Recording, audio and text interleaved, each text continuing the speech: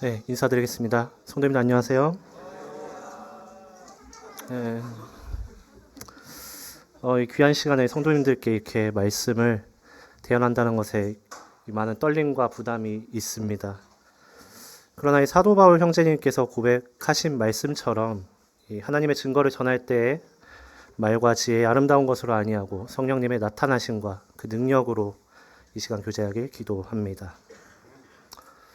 주일 말씀 교제를 제가 부탁받고 제가 어떤 말씀을 성도님들과 나누어야 될까 고민을 하다가 제가 경험한 하나님에 대해서 직접 교제하는 것이 좋겠다라는 이 마음을 주님께서 주셨습니다. 그래서 오늘 성도님들과 함께 나눌 말씀의 주제는 고난을 통해 바라보는 하나님의 영광입니다. 사실 고난이란 주제가 상당히 무겁습니다. 제가 여러 성도님들 앞에서 감히 어떤 고난을 이야기하기에 저희 연수나 또 경험이 짧기도 합니다만 그럼에도 불구하고 제가 고난 가운데 경험했던 이 하나님을 함께 나누고자 합니다. 또 특별히 감사가 되었던 것은 오늘 또 예배 시간에 이 제가 정했던 이 본문 말씀으로 또 한 형제님께서 감사를 드리셔서 참 주님께서 또 인도하신다라는 또 감사가 되었습니다. 네, 들어가는 질문으로 고난이 무엇인가에 대해서 잠깐 이야기하겠습니다. 고난. 먼저 우리는 이 근본적인 질문 앞에 서야 될 것입니다. 성도님들께 고난은 무엇에 해당되십니까? 고난은 사실 그리스도인만 겪는 것은 아닙니다. 비단 그리스도인뿐 아니라 이 땅을 살아가는 모든 인간이 피할 수 없는 것이기도 합니다. 자신의 삶의 전 영역에서 나타나는 굉장히 복합적인 어떤 현상입니다. 사전적인 의미로 고난은 무엇을 뜻하냐면 괴로움과 어려움을 뜻하고 있습니다. 고통은 무엇을 뜻하겠습니까? 어떤 몸과 마음의 아픔을 뜻합니다. 근데 우리가 경험하는 고난은 무엇입니까? 단순히 아픔을 넘어서서 우리의 어떤 존재 자체를 흔들기도 합니다. 우리 삶에 찾아오는 고난을 크게 네 가지 영역으로 나눌 수 있겠습니다. 물론 더 많은 영역들이 있겠지만 크게 어떤 육체적 고난, 질병과 기아, 어떤 신체적 상해로 사람이 직접적으로 고통을 겪는 것을 의미합니다. 정신적 고난 무엇입니까? 우울함, 불안감, 상실감, 심리적 억압. 특별히 오늘날 현대사회에서 가장 많이 발생하는 고난이기도 합니다. 사회적 고난은 무엇입니까? 오늘날도 많은 전쟁이 일어나고 있는데 어떤 전쟁이나 빈곤, 차별 등 어떤 구조나 역사적인 상황 가운데 발생하는 것이 이 사회적 고난일 것입니다. 영적 고난은 무엇이 있겠습니까? 자신의 어떤 신앙의 침체라든지 또 하나님에 대한 의심, 어떤 율법적인 정죄감, 또 세상이 주는 어떤 여러 시련들을 통해서 영적 고난을 느끼게 될 것입니다. 이 네 가지 고난이 사실은 따로 떨어져서 존재하지 않습니다. 성도님들 많이 경험해 보셨겠지만 몸이 아프면 어떻게 됩니까? 마음이 무너집니다. 우리의 사회적 어떤 관계가 깨지면 또 영적으로 방황하는 모습을 보게 됩니다. 이것들이 한꺼번에 어쩔 때는 거대한 파도처럼 내 삶을 압도하는 것. 그것이 바로 고난의 실체입니다. 그러면 제가 여기 나열한 이 일들이 아무것도 없는 사람이 있다라고 생각을 해봅시다. 정말 부유하고 또 신체적, 정신적으로 건강한 사람에게는 고난이 없겠습니까? 사단은 그들에게 또 다른 형태의 고난을 가져다 줍니다. 더 큰 만족을 원하고자 하는 욕심이나 내가 가지고 있는 것을 잃지는 않을까 하는 불안감, 더 나아가서 하나님이 나에게 필요하지 않다라고 느끼는 어떤 교만한 마음을 사단은 불러다 일으켜줍니다. 영적으로 배부른 상태, 즉 하나님 없이도 살 수 없다라고 믿는 상태야말로 인간이 겪을 수 있는 가장 비참한 고난일 것입니다. 사실 이것보다 더 큰 고난은 없을 것입니다. 선줄로 생각하거든 넘어질까 조심하라 라고 하셨던 그 말씀처럼 우리가 어떤 뜨거운 열정으로 주님과 교회를 섬기는 사람들에게도 교만과 위선이라는 항상 치명적인 고난과 시험은 늘 닥쳐오게 됩니다. 결국 고난을 다시 정의하자면 부유한 사람이든 가난한 사람이든 또 순탄한 길을 걷는 것 같은 사람이든 큰 풍파가 닥친 사람이든 언제든지 우리 곁에 머물러 있는 것입니다. 그런데 우리의 삶의 전 영역에서 나타나는 이 고난 앞에서 우리가 어떻게 반응하고 있는가 이것을 좀 나누고자 합니다. 네, 오늘 제가 중간중간 욥에 대한 이야기를 하겠습니다. 얼마 전에 저희 그 미디어 팀에서 저희 카카오톡 방에 공유를 해주셨는데, 고난의 이유보다 더 큰 답, 하나님은 누구신가라는 주제로 어떤 영상을 만들어서 공유한 바가 있습니다. 한참 제가 그 당시 이 말씀을 준비하던 중이었는데 저에게도 참 많은 감동이 있었습니다. 혹시 아직 못 보신 분들은 다시 한번 이렇게 찾아서 보시길 권해드립니다. 아무튼 욥의 친구들, 다들 이 욥에 대한 이야기들은 잘 아실 것입니다. 욥의 친구들이 이 상상할 수 없는 큰 고통 가운데서 탄식하고 있는 욥에게 찾아와서 했던 말이 무엇이었습니까? 그들은 너의 고난이 모두 너의 죄 때문이다라는 이야기를 합니다. 엘리바스는 내 악이 크지 아니하냐, 내 죄악이 끝이 없느니라 라고 하면서 죄 없이 망하는 자는 없다라는 원칙을 이야기합니다. 소발은 욥이 당하는 고난조차 자신의 그 욥이 지은 죄에 비하면 하나님께서 봐주신 거다라고 이렇게 비아냥거리기도 합니다. 빌닷은 어떻게 이야기합니까? 욥의 자녀들이 죽은 것조차도 그들의 죄 때문이라고 선을 긋습니다. 사실은 욥의 친구들이 욥의 친구들이 처음부터 욥을 정죄하기 위해 찾아온 것은 아닐 것입니다. 저도 이번에 이제 욥기를 이렇게 찬찬히 살펴보다가 이 말씀을 이렇게 보게 됐는데, 욥기 2장 11절에서 13절입니다. 그때 욥의 친구 세 사람이 이 모든 재앙이 그에게 내렸다함을 듣고 각각 자기 지역에서부터 이르렀으니 그들이 일제히 소리질러 울며 각각 자기의 겉옷을 찢고 하늘 향하여 티끌을 날려 자기 머리에 뿌리고 밤낮 7일 동안 그와 함께 땅에 앉았으나 욥의 고통이 심함을 보므로 그에게 한마디도 말하는 자가 없었더라. 그들은 사실은 위문하고 위로하기 위해서 멀리 떨어진 각자 지역에서 서로 약속해서 이렇게 온 것입니다. 그리고 밤낮 7일 동안이나 그의 고통을 함께 했습니다. 그러나 그 이후에 그들은 이 욥이 겪는 고통에 대해서 분석하기 시작하는 것입니다. 그들 말이 전혀 틀린 것은 아닙니다. 하나님께서는 공의로우시고요. 죄를 미워하시고 악을 심판하시는 분이 맞습니다. 그리고 우리는 베드로전서 4장 15절 말씀처럼 어떤 나의 죄로 인해서 받는 고난에 대해서는 우리는 분명히 피해야 될 것입니다. 그러나 그들의 결정적인 오류가 무엇입니까? 이 세상을 통치하시는 이 하나님의 이 섭리, 하나님의 주권을 그들의 논리로 풀어내고자 했던 것입니다. 또한 그들의 논리를 지키기 위해서 어떻게 합니까? 고난을 당하고 있는 친구의 실제적인 고통을 무시하고 정죄하는 폭력을 행하고 있습니다. 사실 욥이 겪은 가장 큰 고난은 바로 욥의 친구들로 인한 고난이었을 것입니다. 욥은 처음 재산과 자녀를 잃었을 때 이렇게 고백합니다. 욥의 처음 고백입니다. 주신 이도 여호와시오 거두신 이도 여호와시오니 여호와의 이름이 찬송을 받으실지니이다. 그리고 두 번째 이 끔찍한 질병이 찾아오는 두 번째 고난에서 심지어 아내가 하나님을 욕하고 죽으라라고 이렇게 저주할 때도 그가 이렇게 대답합니다. 그가 이르되 그대의 말이 한 어리석은 여자의 말 같도다. 우리가 하나님께 복을 받았은즉 화도 받지 아니하겠느냐 하고 이 모든 일에 욥이 입술로 범죄하지 아니하더라. 그러나 욥은 어떻게 됩니까? 거듭되는 친구들의 무자비한 공격 그리고 정죄 속에서 철저한 고립감을 느끼면서 이렇게 외칩니다. 이런 말은 내가 많이 들었으니 너희는 다 재난을 주는 위로자 같구나. 너희는 거짓말을 지어내는 자요 다 쓸모없는 의원이니라. 재난을 주는 위로자, 얼마나 아이러니하는 말입니까? 위로를 해야 되는 이 위로자가 오히려 재난을 가져다 주는 것입니다. 물론 그 욥의 친구들의 공격 가운데 하나님께서는 이 욥의 교만한 마음을 드러내시기도 하고요. 욥을 깨우치시기도 합니다. 그리고 결국에는 하나님 앞에 엎드리게 하는 도구로 쓰이십니다. 그러나 하나님께서는 이 욥의 친구들에게도 엄히 꾸짖으심을 우리는 욥기 마지막 장에서 볼 수가 있습니다. 그렇다면 고난을 대하고 있는 우리의 반응은 어떻습니까? 우리는 어떤 이런 말을 성도들 혹은 고난을 겪고 있는 내 자신에게 스스로 하곤 합니다.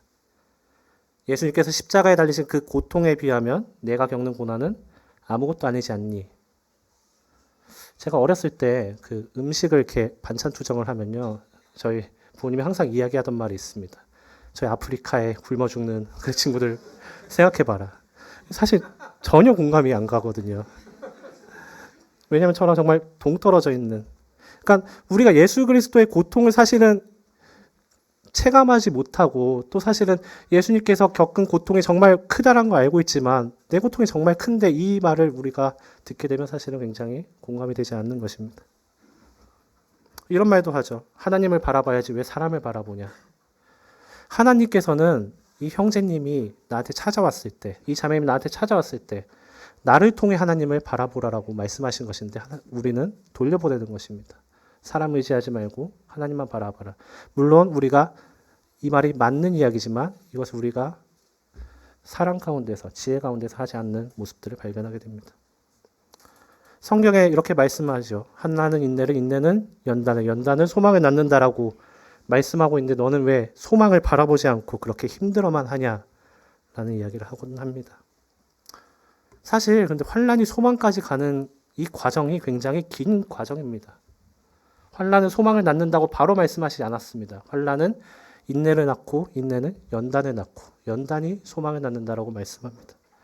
즉 우리가 환난에서 소망까지 가는 여정이 분명히 있는 것이고 이것을 우리가 함께 걸어가고 있는 것입니다. 또 그 밖에 충고들 아니면 자신과 상대방을 고난에 비교하는 말들을 하곤 합니다. 때로는 성도가 고난을 겪는 문제에 있어서 저 성도 저렇게 하나님 앞에서 저렇게 살더니 이렇게 되는 거야. 아니면 자기 자신에게 적용하기도 합니다. 또 어떤 분들은 이렇게 얘기합니다. 우리가 복음을 전하다가 겪는 고난, 그리스도를 전하다 겪는 고난 외에는 아무것도 아니라라고 폄하하기도 합니다. 제가 대학생 때 그 베스트셀러가 됐었던 한 책이 있는데 사실 이 제목이 저는 상당히 마음에 안 들어서 내용을 읽지 않았습니다. 그 제목은 무엇이었냐면 아프니까 청춘이다라는 책이었습니다. 제가 친구들한테 이렇게 이야기했습니다. 아프면 환자지 어떻게 청춘인가. 우리는 때로는 이 환난 때문에 고난 때문에 우리가 이 아파하는 과정 자체가 몹시 잘못됐다라고 생각할 때가 있습니다. 그래서 어떤 신앙적인 괴리감들이 생기는 것입니다. 항상 기뻐하라 범사에 감사하라 이 말씀이 우리가 힘들어하고 또 우리가 이런 고난이 닥쳐올 때 기뻐하지 못하는 내 모습을 보면서 내가 정말 신앙적으로 크게 잘못됐구나라는 어떤 정죄감에 빠지기도 합니다. 그래서 그 힘든 여정을 통과하고 있는 지체들에게 혹은 자기 자신에게 스스로 내가 아파하고 있는 이 시간마저 잘못된 것이다 라고 이렇게 말해버리기도 합니다. 그러다 보면 우리는 어떠한 모습을 하게 되냐면 어떤 신앙적인 위선적인 모습들을 하게 되고 있는 모습을 발견합니다. 그러나 수많은 시편에서 다윗이 하나님 앞에 울부짖습니다. 그리고 오늘 본문의 욥도 하나님 앞에 간절히 기도합니다. 위대한 사도 바울조차도 자신들이 닥친 고난 앞에서 눈물로 부르짖으면서 하나님 앞에 고통을 토로했었던 장면도 우리는 너무나 잘 알고 있습니다. 야고보서 말씀에 이렇게 말씀합니다. 너희 중에 고난을 받는 자가 있느냐? 그는 기도할 것이요 라고 말씀합니다. 앞서 말했듯이 고난이 어떤 특정한 사건, 특정한 어떤 감정만을 이야기하는 것이 아닙니다. 우리의 삶의 전 영역에 걸쳐서 나타납니다. 누구에게만 닥치는 것도 아니고 어떤 시점에만 발생하는 것도 아니고 우리는 항상 그 길을 함께 걷고 있는 지체들입니다. 우리가 고난을 겪고 있는 이 서로에게 욥의 세 친구들처럼 재난을 주는 위로자가 되어서는 안 될 것입니다. 성도들에게 어떤 신앙의 정수라는 이름으로 더 큰 상처와 고난을 안겨다 주어서는 안 될 것입니다. 하나님께서는 우리에게 위로하라라고 하셨지 어떤 고난의 원인을 분석하라라고 말씀하시진 않았습니다. 그리고 하나님께서 무엇보다도 친히 고난받는 우리를 직접 위로하십니다. 그분이 한 번도 이러한 말씀을 하신 적이 없습니다. 예수 그리스도께서 십자가에서 받으신 고통과 너가 지금 받고 있는 고난과 한번 비교해서 생각해봐라 라고 말씀하시지 않았습니다. 근데 여기서 근본적인 질문이 시작되는 것입니다. 많은 사람들이 이렇게 묻습니다. 그럼 왜 선한 사람에게 고통이 닥치는가? 그리고 전능하시고 사랑이 많으신 하나님께서 이 땅에 왜 악과 슬픔을 존재하게 하시는가? 전능하고 선하신 하나님이 존재한다면 왜 그리스도인에게 이토록 고통을 허락하시는가라는 이 질문들이 우리에게 들어오게 됩니다. 그래서 우리는 고난이 어디서부터 시작되었는가를 다시 한번 이해하는 것이 필요합니다. 고난이 어디서부터 시작되었겠습니까? 바로 아담과 하와가 범죄하여 이 하나님의 품인 에덴 동산을 떠났을 때부터입니다. 본래 에덴 동산에는 어떠한 육체적 고난도 정신적 고난도 없었습니다. 거기에 노화도 질병도 죽음도 없었습니다. 즉 하나님께서 통치하시는 영역인 이 에덴 동산에서 내보내졌을 때부터 이 사탄이 권세를 잡은 이 세상에 들어오게 된 그 순간부터 이 고난의 역사가 시작된 것입니다. 그럼 사단이 왜 이러한 고난들을 이 땅에 가득 차게 하겠습니까? 그 이유가 무엇이겠습니까? 단순히 우리를 괴롭히기 위함입니까? 아닙니다. 그 이유는 하나입니다. 하나님을 원망하게 만들고 하나님을 떠나게 하기 위함입니다. 하나님께서 욥에게 이렇게 말씀하셨습니다. 욥은 온전하고 정직하여 하나님을 경외하여 악에서 떠난 자라라고 말씀하셨던 이 욥에게 사단이 수많은 고난을 가져다 줬던 이유도 동일합니다. 사단이 욥을 이 성경에 참소했다라고 표현하는데 참소했던 궁극적인 목적이 무엇입니까?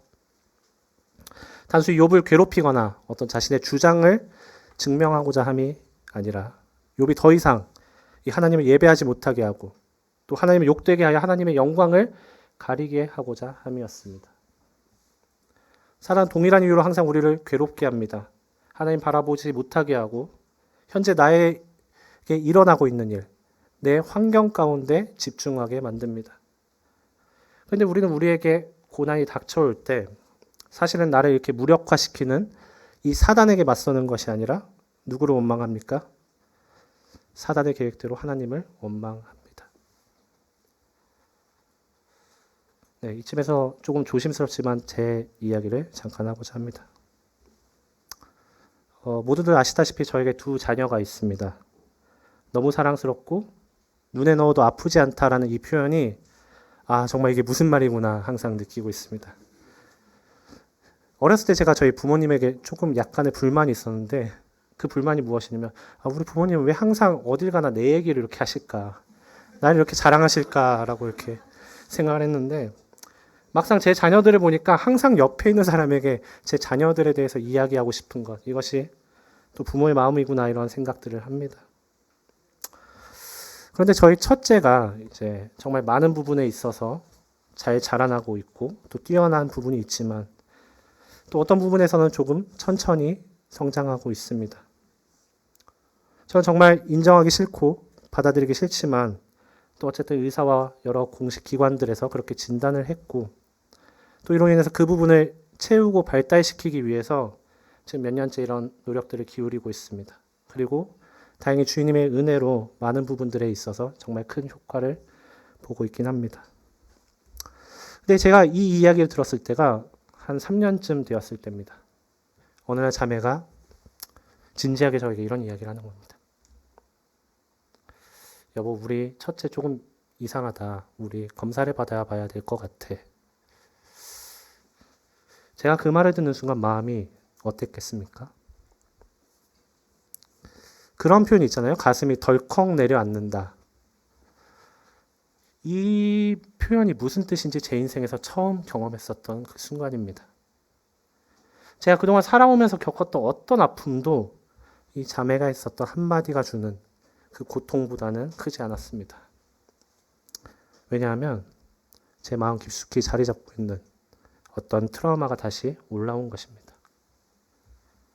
첫째에 대한 마음 아픔도 있었고 또 가련함도 있었지만 그것은 제가 첫째를 너무나 사랑하고 있기 때문에 같이 헤쳐나갈 수 있는 어려움이라 생각하고 있었습니다.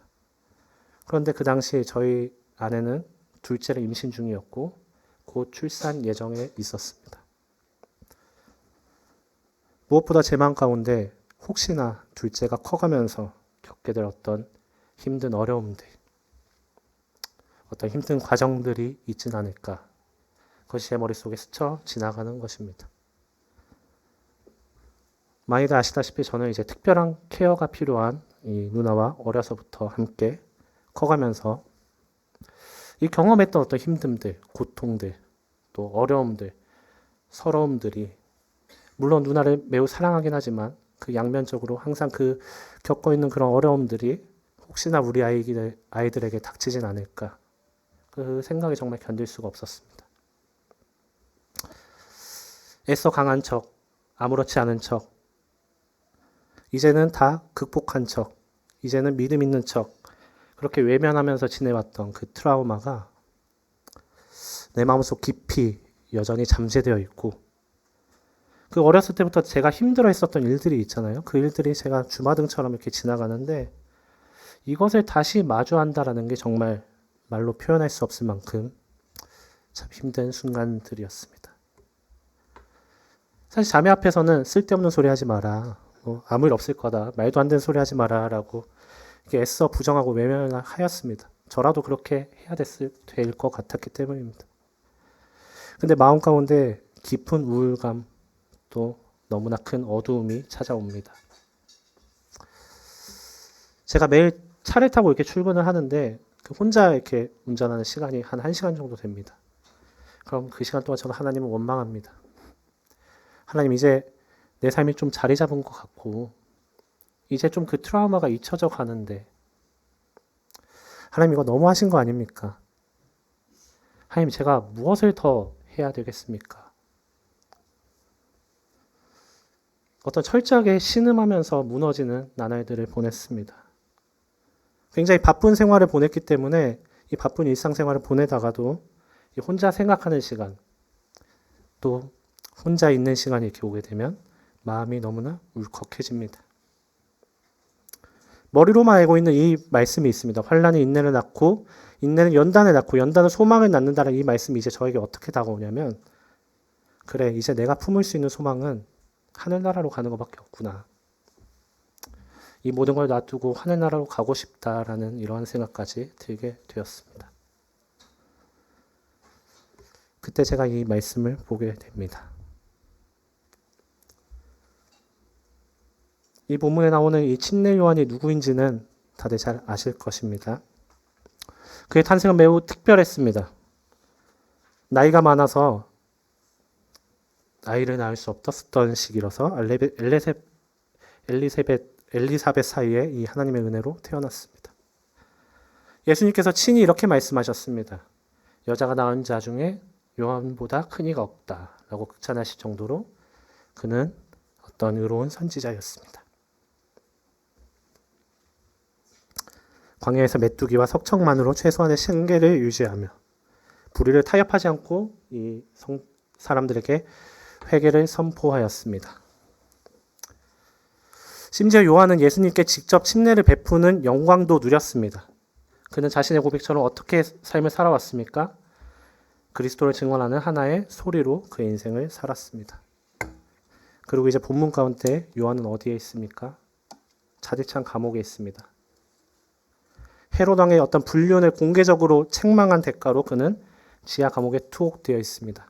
이 지하 감옥은 춥고 습한 곳이고 언제 죽을지 모르는 기약 없는 수감 생활을 하면서 어떤 고통을 겪고 있습니다. 이때 그리스도께서 하신 일을 들으면서 요한이 제자들을 보내서 물어보는 것입니다. 뭐라고 물어보냐면, 오실 그 이가 당신입니까? 내가 다른 일을 기다려야겠습니까? 라고 물어보는 것입니다. 요한은 광야에서 굉장히 외로운 생활을 했고 척박한 삶을 살았습니다. 또 여러 사람들로부터 수많은 멸시를 이렇게 받았었기 때문에 현재 단순히 자신이 겪는 어려움, 그것 때문에 이러한 말을 한 것은 아닐 것입니다. 더군다나 요한은 이미 예수님을 메시아라고 소개했었습니다. 요한은 예수님께서 침례를 받으실 때 성령이 예수님한테 임하는 것도 보았고요. 하나님의 음성을 들었습니다. 그런데 왜 요한은 제자들을 보내서 이러한 질문을 하는 것이겠습니까? 오실 그이가 당신입니까? 아니면 우리가 다른 사람을 기다려야 합니까? 그가 생각했었던 메시아의 모습과 현재의 메시아의 모습이 달랐기 때문입니다. 요한을 비롯한 많은 유대인들은 메시아가 오시면 이 로마의 압제를 끝내고 또 이 부패한 이 지도자들을 즉각적으로 불로 심판하실 것이라 믿고 있었습니다. 요한 역시 이사야 말씀에서 그 예언된 대로 이 메시아가 포로된 자에게 자유를, 갇힌 자에게 노임을 선포해 주시기를 간절히 기대했을 것입니다. 그런데 정작 예수님께서는 변두리에서 이 가난한 자들을 가르치고 복음을 전파하시고 병자들을 고치는 일에만 집중하고 계신 겁니다.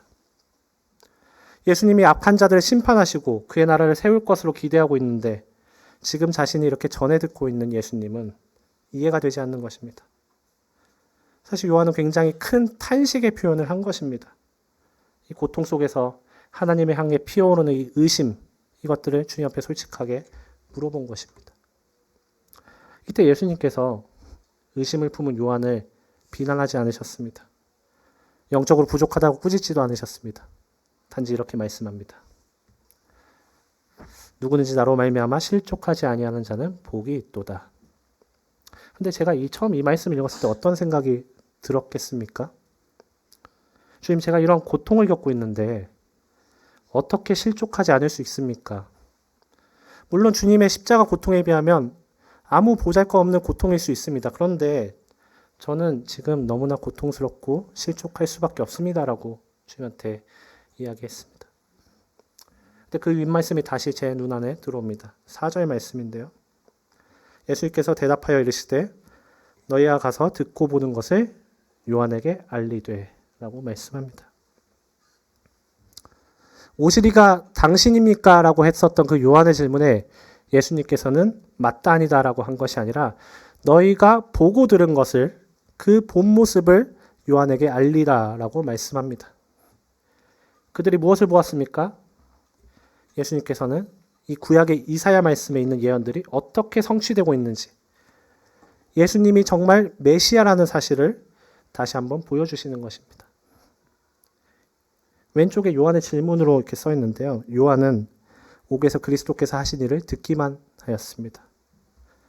그러나 예수님께서는 듣지만 말고 듣고 보라고 말씀하시는 겁니다. 예수님께서 살아계신 하나님의 아들이시고 참 메시아심을 보라라고 말씀하고 계신 겁니다.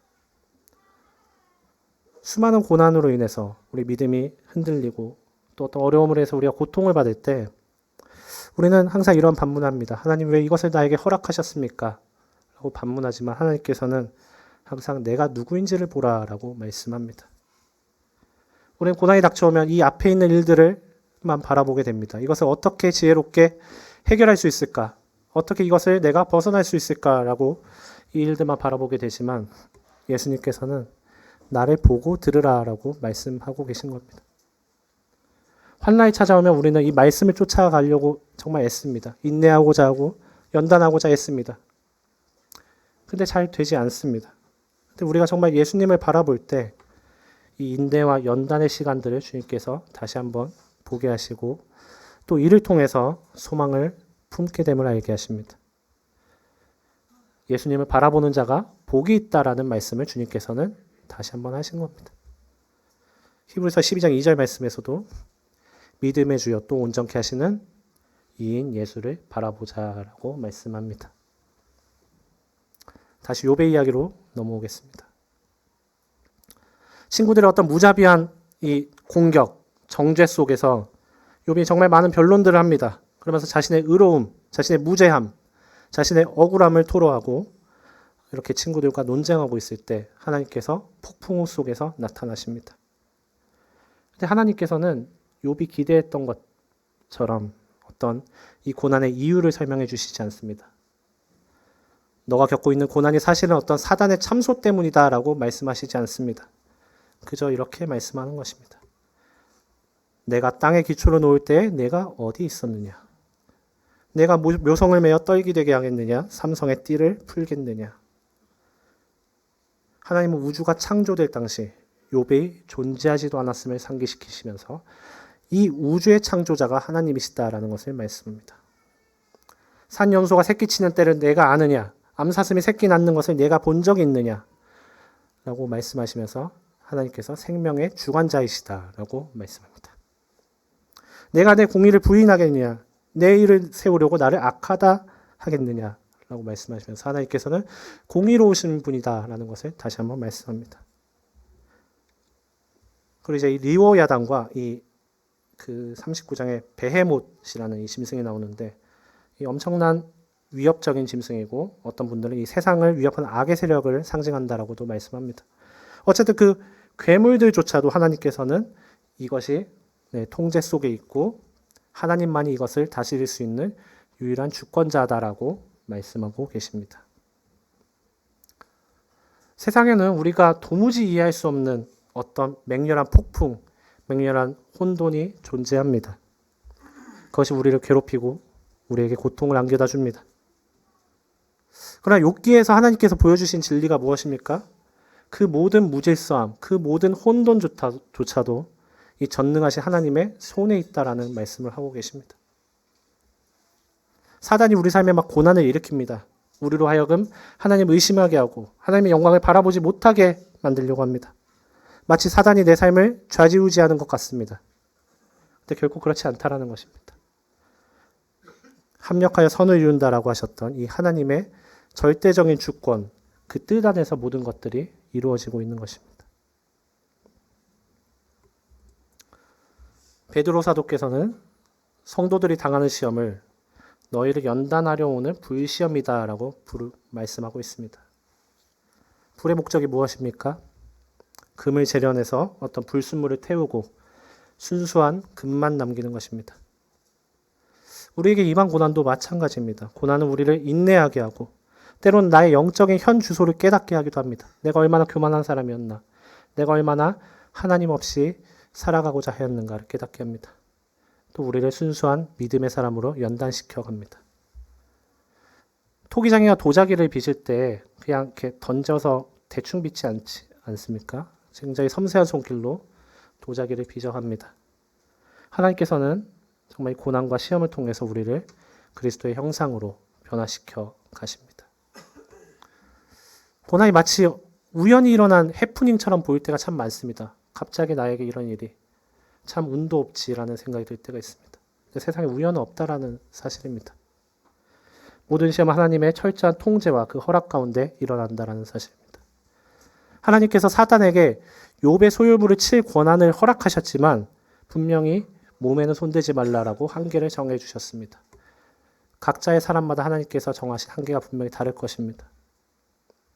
하나님께서 우리를 이 그리스도의 형상으로 빚어 가신다라는 이 놀라운 계획과 또 우리가 이 하나님의 영광을 바라보게 될 때 우리는 그제서야 고백하게 됩니다. 이 그리스도의 고난에 함께 참여하는 것이 나에게 참 기쁩니다라고 고백하게 됩니다. 그래서 고난의 문제를 해결하는 가장 궁극적인 이 길은 고난의 이유를 이해하는 것이 아니라 고난 중에도 우리를 떠나지 않으시는 이 하나님을 바라보고 신뢰하는 길이라는 사실입니다. 다윗이 솔직하게 자신의 마음을 하나님 앞에 그 수많은 시편을 통해 토로했습니다. 그리고 바울 사도는 그 자신의 약함 속에서 강함을 발견합니다. 그럴 때 고난은 여전히 우리에게 힘듦과 아픔은 안겨다 줍니다만 그럼에도 불구하고 더 이상 우리를 파괴하는 힘이 되지는 못합니다. 욥은 마지막에 하나님 앞에 이렇게 고백합니다. 욥기 42장 5절인데요. 같이 한번 읽어보겠습니다. 시작.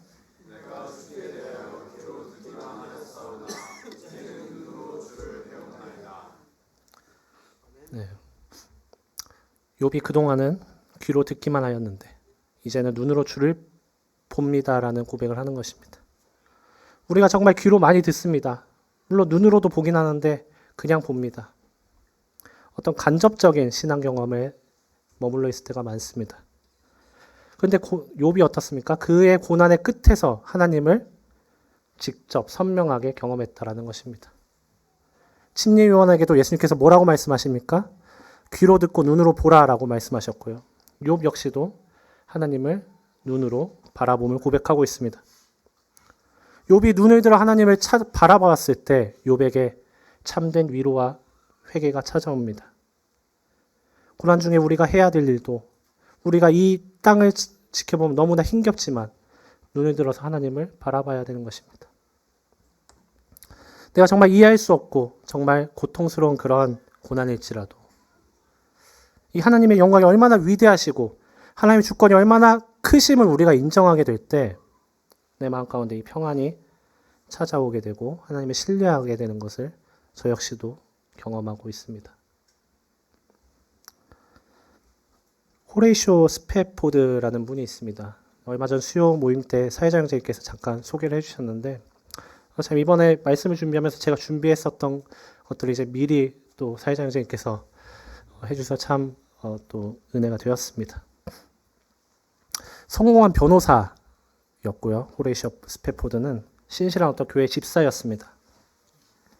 그는 근데 감당하기 힘든 고난을 연거푸 겪게 됩니다. 1870년에는 4살 된 아들을 열병으로 하늘나라에 보내야 됐고요. 1871년에는 잘 아실 겁니다. 시카고 대화재가 일어납니다. 그 시카고 대화재로 그가 이룩해 놓았던 어떤 모든 재산이 날아갑니다. 연거푸 닥쳐오는 이 슬픔에 이 스패포드는 이 가족들을 위로하기 위해서, 자신을 위로하기 위해서 유럽 여행을 계획하고 있습니다. 마침 영국에서 무디 목사님이 인도하는 집회가 있다 해서 거기에 참석하기 위해 그 가족들과 함께 유럽 여행을 떠나고자 합니다. 근데 떠나기로 한 날 이 스패포드에게 어떤 중요한 업무가 생깁니다. 그래서 아내와 아이들을 먼저 보냅니다. 그곳에서 우리 다시 보자라고 기약하고 보낸 것입니다. 근데 아내와 이 4딸이 탄 여객선이 대서양에서 다른 배와 정면 충돌하는 끔찍한 참사가 벌어집니다. 이 참사 소식을 듣고 애타게 소식을 기다리던 그에게 그 당시에 어떤 전보가 있었겠죠. 그에게 아내로부터 전보 한 장이 도착합니다. 그 전보 내용이 무엇이었냐면 혼자 살아남았음이었습니다. 4딸이 다 죽고 아내 혼자 살아남은 것입니다. 그 비보를 듣고 아내를 만나러 이 영국행 배에 오른 이 그가 이 사고 지점을 지나게 될 것이지 않습니까? 사고 지점을 지나게 될 때 선장이 바로 이 지점이 비극이 일어난 곳이다라는 이야기를 듣게 됩니다. 그의 마음이 어땠겠습니까? 그 바닷속을 들여다보면서 너무나 큰 괴로움과 이 원망에 복받치는 이 울부짖음을 참을 수가 없습니다. 밤새도록 이렇게 괴로워하면서 절규하던 그에게 주님의 말씀이 떠오르게 됩니다. 그 열왕기 말씀인데요. 너는 달려가서 그를 맞아 이르기를 너는 평안하냐 내 남편이 평안하냐 아이가 평안하냐 하라 하였더니 여인이 대답하되 평안하다. 모든 것을 잃은 이 절망의 바다 가운데서 스패포드의 이 마음 가운데 이 평안이라는 이 단어가 맴돌기 시작합니다. 그 무엇보도 뺏어갈 수 없는 이 하나님의 참된 평안이 그의 마음을 뒤덮습니다. 그리고 그는 눈물로 펜을 들어서 찬양 가사를 써 내려갑니다. 그것이 바로 우리가 잘 아는 내 평생에 가는 길이라는 찬양입니다. 이 원문을 직역하면 제가 왼쪽에 써놨는데 이렇습니다. 내 인생길에 강 같은 평화가 흘러들 때에도 거친 파도 같은 슬픔이 몰아칠 때에도 내 운명이 어떻든지 주님은 날 이렇게 말하도록 가르치셨네. 평안해요, 평안해요. 내 영혼이 평안해요. 제 짧은 생애에서도 계속 경험하듯이 이 땅에서 삶은 고난의 연속입니다. 그것은 우리가 서로의 고난을 막 비교하면서 누가 크다, 누가 작다라고 저울질할 수도 없습니다. 사단은 끊임없이 고난의 무기 삼아서 하나님을 떠나게 만들고자 합니다. 그러나 하나님께서는 오히려 이 고난을 통해서 우리를 빚어가는 도구로 사용하십니다. 그리고 우리를 직접 위로하고 계십니다. 그리고 우리에게 서로를 위로하라라고 말씀하고 계십니다. 예수님께서 의심을 품은 요한을 비난하거나 꾸짖지 않으셨듯이 우리는 함께 이 고난의 길을 걸어가는 서로를 향해서 사랑의 위로가 더욱더 필요한 시대입니다. 하나님께서 우리에게 고난을 허락하시는 것은 우리의 이 짧은 지혜로는 이해할 수 없습니다. 그러나 분명한 사실은 하나님께서는 이 고난의 삶 가운데서 분명히 하나님을 바라보도록 예수 그리스도를 바라볼 수 있도록 소망을 주시고 우리를 평안 가운데 인도하신다는 사실입니다. 우리의 영혼이 평안하다라는 것은 어떤 스스로의 최면이나 망상이 아닙니다. 수고하고 무거운 진진자들아 다 내게로 오라 내가 너희를 쉬게 하리라 라고 하셨던 그 주님의 말씀처럼 우리가 귀로만 듣던 이 하나님을 직접 눈으로 보게 될 때 이 직접 눈으로 보는 그 영광 가운데 있을 때 우리는 평안하다라고 능히 고백할 수 있습니다. 인내의 시간, 그 연단의 시간이 매우 깁니다. 그러나 우리가 서로 함께 하나님의 위로로서 서로 위로함으로써 우리는 환난을 통해서 소망을 바라볼 수 있습니다. 우리가 바라보는 소망은 천국에 가는 그것만이 아닙니다. 나를 창조하신 이 하나님의 영광, 나를 위해 십자가를 달리시고 또 부활하신 이 예수 그리스도를 바라보는 것, 그것이 우리의 소망입니다. 마지막으로 이 찬양 함께 부르도록 하겠습니다.